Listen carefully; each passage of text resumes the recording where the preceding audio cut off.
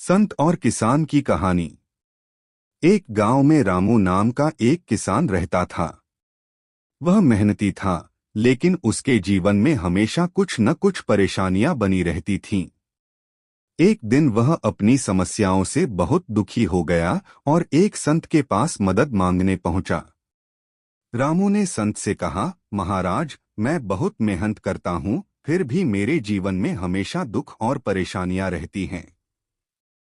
क्या आप मुझे इनसे बाहर निकलने का कोई उपाय बता सकते हैं? संत ने मुस्कुराते हुए रामू की बात सुनी और बोले, बेटा, मैं तुम्हारी समस्या का हल बताता हूँ, लेकिन पहले मुझे कुछ काम करने में मदद करो। क्या तुम मेरे लिए इस घड़े में पानी भर सकते हो? रामू ने तुरंत घड़ा उठाया और पास के नदी में पानी भरने के लिए चल पड़ा। नदी के पास पहुंचकर उसने घड़ा पानी से भर लिया, लेकिन वापस आते वक्त उसे घड़े में एक छोटा सा छेद दिखाई दिया। घड़े में से धीरे धीरे पानी रिसने लगा और जब तक वह संत के पास पहुंचा, घड़ा पूरी तरह से खाली हो चुका था। रामू ने संत से कहा, महाराज, इस घड़े में तो छेद है, इसलिए इसमें पानी टिक ही नहीं रहा। संत ने मुस्कुराते हुए कहा, बिल्कुल सही कहा तुमने।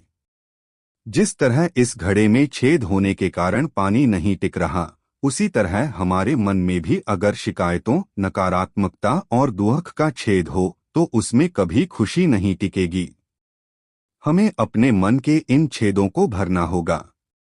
रामू ने संत की बात को समझा और अपने जीवन की समस्याओं का हल ढूंढ लिया।